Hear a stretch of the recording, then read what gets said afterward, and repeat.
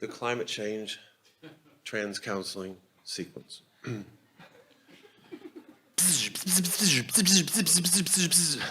Are you going to stay indoors and play video games all day?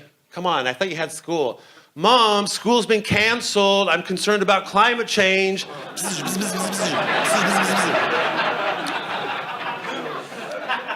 Well, don't you have some protest you can go to? We've got people coming over. We need the PlayStation. Fine, whatever. Where's my stupid sign? Climate, climate, climate. Please don't change. Climate, climate, climate. Please don't change. Facts, facts. Go facts. Hey, Skylar. Hey, what's up, Tyler? I thought you were going to skip this stupid protest. Yeah, I wanted to. God, I'm so bored. I wish we could go to school. That'd be cool. Reading books, learning stuff. Yeah. Anyway, back to work. Climate, climate, climate. Please don't change. Climate, come on, put some feeling into it. Climate, climate, climate. Please don't change. Climate, climate, climate. Please don't change. Okay, thank you, thank you, thank you. It is wonderful to be here today. Wonderful. It is amazing. What you young people are doing here today is nothing short of a protest. Now, I am a teacher. Don't worry, I'm one of the good ones. You don't see me teaching today, no. Because I'm down here in the trenches with you, fighting alongside you, because I too care about climate change. I'm always surprised as a teacher that I have so much to learn. And I think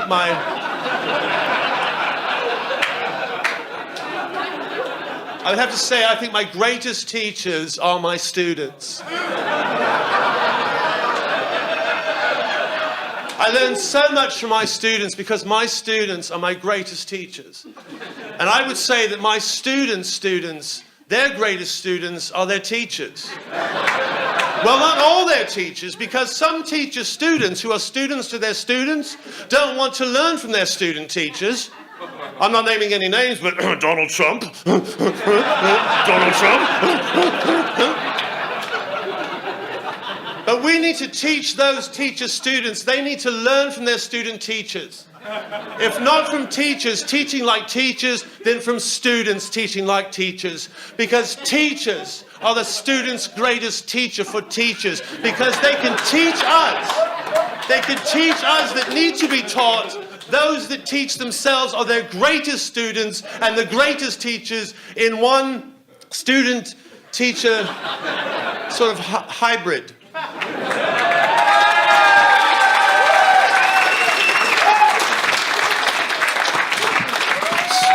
Sorry, I just made myself dizzy saying that. I'm going to get down there with you guys right now and turn it over to your next speaker from America, Senator Ron Dallas from Nebraska.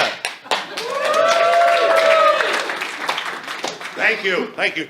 What you young people are doing here today is nothing short of a media event. You're in the military.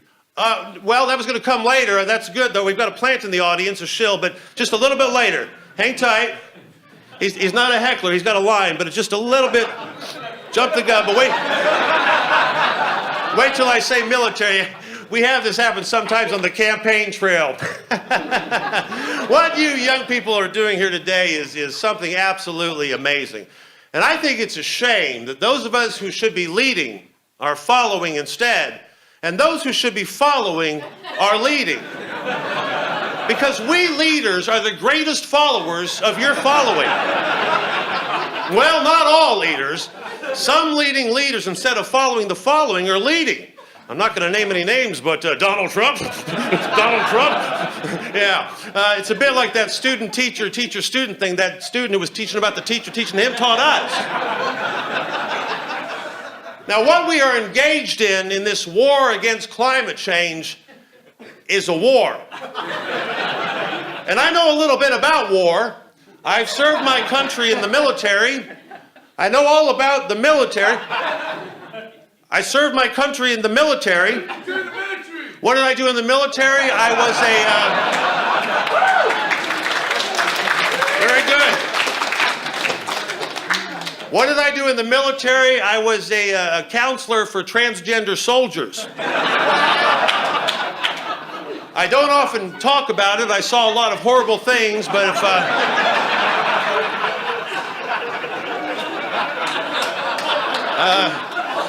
if you are interested, I did sell my story to Hollywood. They're going to turn it into a motion picture called Hormones on the Front Line.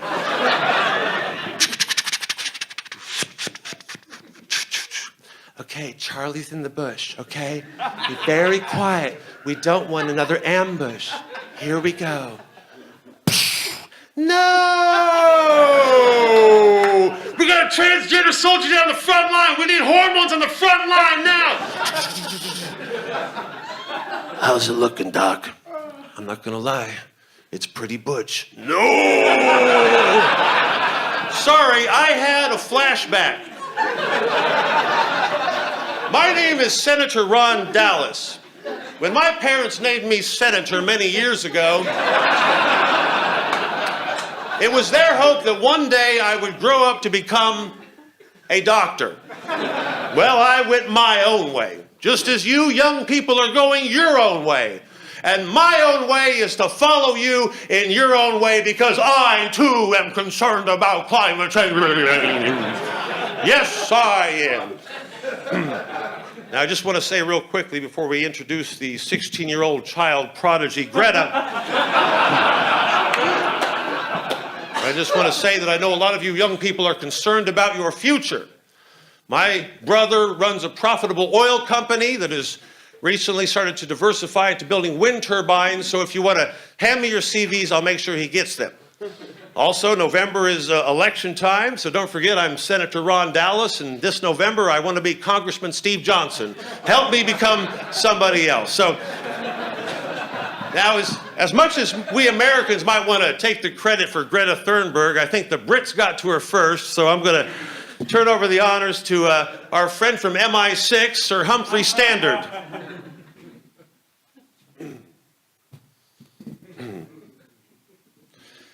What you young people are doing here today is nothing short of something very well coordinated. To the untrained eye, looks spontaneous.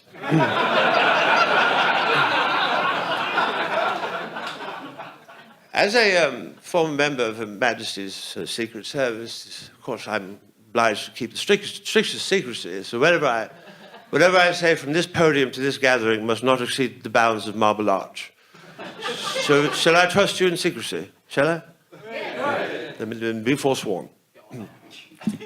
Over the past 10 years, those of us in national security have grown increasingly concerned about knife crime, jihadi terrorism, the perennial grooming gangs. But we've grown increasingly concerned that people aren't concerned about climate change anymore. And therein lied the match that struck the spark, that created the flame, that became known as the Greta Thunberg Project. Now, Britain did not do this alone. As we know, Britain can do nothing alone. Britain can do absolutely nothing on its own, especially England. England, bound in with the triumphant sea, whose rocky shore beats back against the envious siege of watery Neptune. Now it is bound in rotten parchments and inky blots, a slave unto itself. England that was wont to conquer others is now a shameful conqueror of itself. Wrote Shakespeare, ironically, about what would eventually become the European Union. And real quickly, I must remind you young people to get out there and get active. We need a 12th referendum. And we promise this will be absolutely the last. No returns, touch wood, no, the absolute, we swear, that no more 12 and we're done. You're watching BBC News Future. I'm Lubombo Willowick. The The date is 14th May 2045. Tempers grew heated today in Parliament over a debate about the 12th referendum over Britain's exit from the European Union. The MP for Folkestone and Hythe spoke earlier. May it please the right honourable members, myself, along with most of my constituents, are triskaidekaphobics, which means we have a fear of the number after 12. So much so that we won't even utter it, and if we do hear or see it, we must say seven times. This notwithstanding, if there is a 12th referendum, who's to say that there won't be a number after 12 referendum? And that would be bad luck for us, who are not only triskaidekaphobics, but also Brexiteers, and we think that that would be the one that the Remainers would finally fucking win.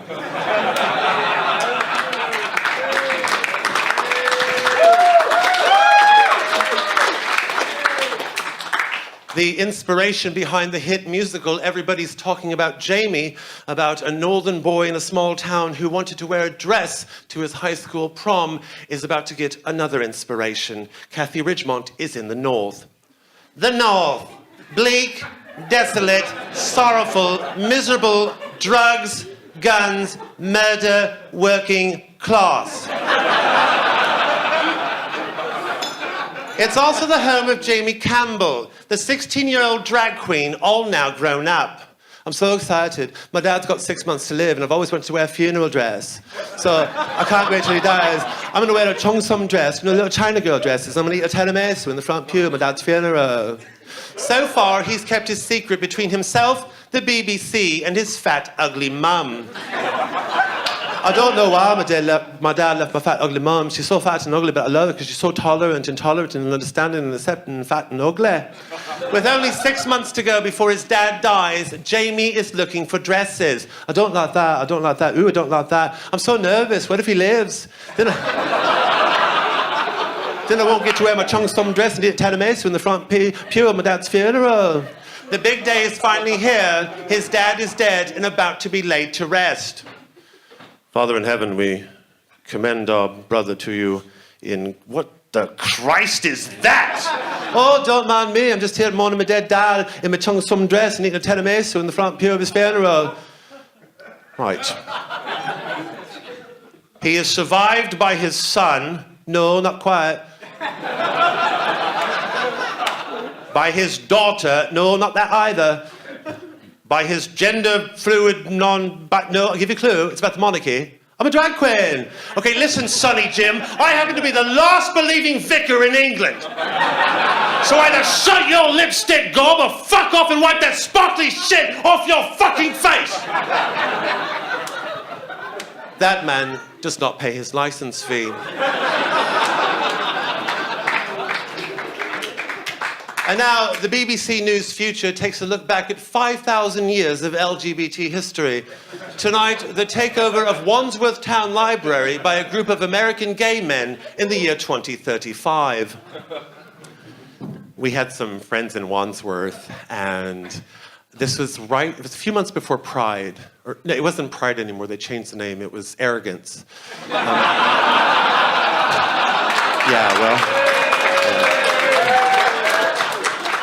Well, I think they thought by the time you're wearing gimp animal outfits in front of the Metropolitan Police and getting selfies, it's kind of like a little bit past that. Anyway, so my friend said they have these wonderful old pictures of Wandsworth Town in the foyer.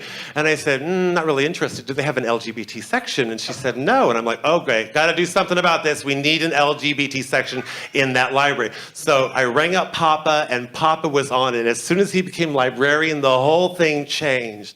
Okay, I'm Papa. Let's get to it. Okay, what do we have here? Come on, Arrogance is coming up. What do you have? What is this? Oscar Wilde. What is that to me? Importance of being earned. I don't care if he wrote the holy fucking Quran. Was he gay? Okay, take his fucking face, put it on the felt rainbow. Come on, guys, stop wasting my time. Let's go. What is that? Robert Graves, gay or straight? Okay, on the fucking rainbow. Let's go. Okay. George Orwell, do not waste my time, please. Okay, here's what I need from you. I need a headless male mannequin in a Carmen Miranda dress, okay? And I want lots of little free trans counseling leaflets all around that. And by the way, where the fuck are my trans counselors? I asked for these 2 weeks ago. Look into that. I'm gonna see what this hobo wants. Yes? Sir, I'm just drifting through town. Just trying to get enough money to, well, hell, get a bowl of soup and a crust of bread, sir. Just want to see if you might have any work I might try my hand at. Look, this depression has hit us all. I'd love to help, but I just can't. Sir, I've not worked in going on 6 months. I got mouths to feed at home, sir. I can do anything, sir. I can chop logs, I can slop hogs. Hell, I can raise a barn, I cook, I clean. Can you do any trans counseling? Well, I don't know, sir. I'll tell you one thing, sir, I'll be willing to try.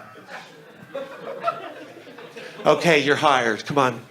Here's your desk, here's your chair, there's their chair. Okay, real simple, they're gonna come in, just woman is man, man is woman, basic confusion. Okay, just do something witchy on them, okay? You ready for your first one? I'll send them right in.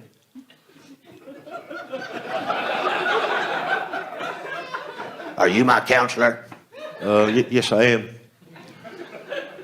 Sometimes I put on my mama's bra and rub up against a pole.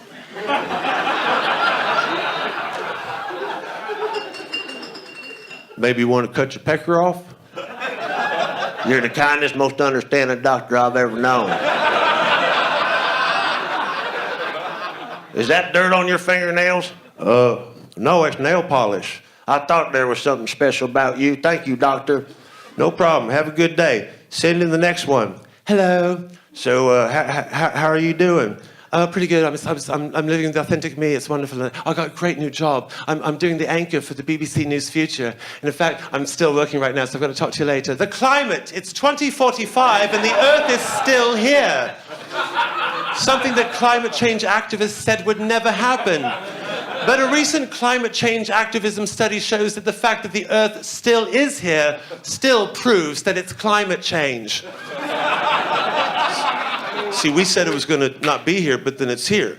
Like we said it was going to be warm and it's cold because that's like change, right? Climate change, hello. So this is a scary sight. What we're calling for people to do, okay, no more flights, no more cars, no more trains, no more food, no more air, and just die. If we're not willing to lay down and die as a people, there is no way the human race can survive. It's 2045 and we're still here and we can still make a difference, okay? Because what you young people are doing is amazing. We must get out there. Don't forget, ask for a 45th referendum and we promise we swear it's the ultimate, top secret ultimate, this will be the 45th one. Now, we promised you Greta Thunberg and we're going to give you Greta Thunberg. But again, Britain did not do this alone. It was a transnational affair. So I'm going to turn it over to Dr. Heimlich Maneuver from the European Union Committee on Staff.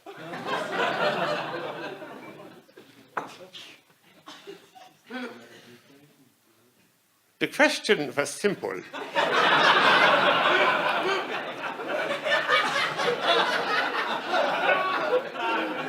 How to take the concerns about the climate and wed it to the fad of mental health awareness, all under the rubric of the youth movement.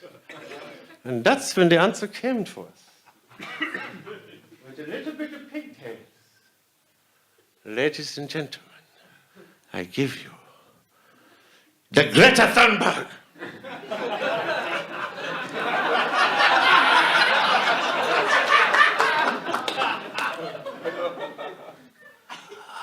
Mommy? Where are you, Mommy? I see a light. So we have a set on Poltergeist. 1 second.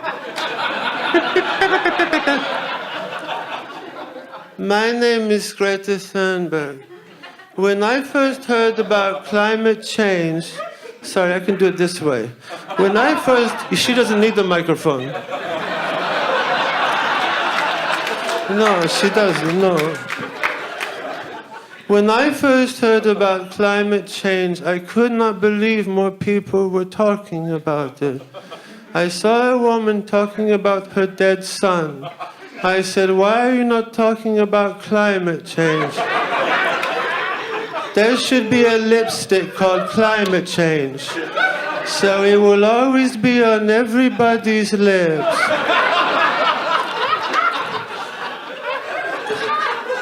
I come from Sweden. Has anybody been to Sweden? Well, Sweden is the Mecca of, well, it's just Mecca.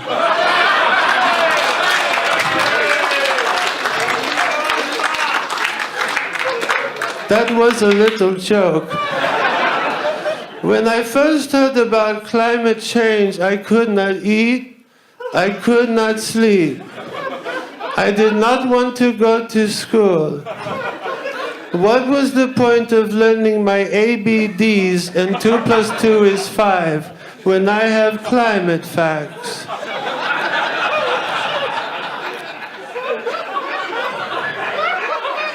Also, I have autism, which means having autism means the whole world must revolve around me.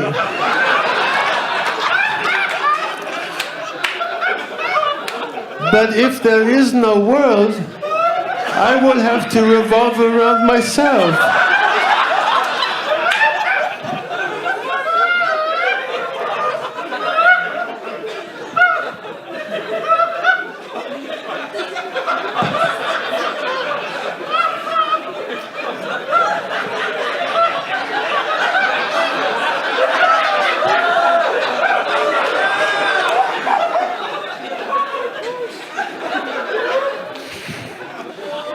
This is not Greta.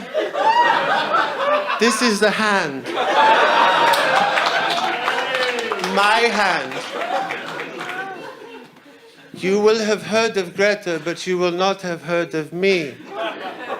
I am Greta Thunberg, Greta's younger and less famous sister. Greta was supposed to be at this climate change conference, but she met with a terrible accident. And we hope she gets better. Better Greta. Like Greta, I too am concerned about the facts about climate change. But I'm also concerned about the facts about Greta. Greta says she is autistic. I am autistic too. But she went to Dr. Hufengelfen. I went to Dr. Heinfenfeinfen. So I am more autistic than her. This is not a bash Greta thing, this is about climate change. Greta also said that she stopped eating after she learned about climate change. So did I, 3 days before Greta stopped eating. She said, "Why are you not eating?" I said, "Climate change." She said, "What is that?" Anyway, I don't want to bash Greta. Greta, how did you get out? I know what you did. How did you escape? Why did you put me in the boot of a car? You know I hate cars. Look, get out of here. No, get away. Go. No, stop. No, stop. I'm not Greta Thunberg. And I'm not Beata Thunberg. My name is Will Franken. And I wasn't supposed to be here at this climate change conference. But I snuck in because I want to be here because I'm going to tell you something. You guys are being fleeced. You young people, your youth is being sold out from under you. You're protesting for more taxes. Don't you see? This is bullshit. This is bullshit. This is bullshit. I'm being silent.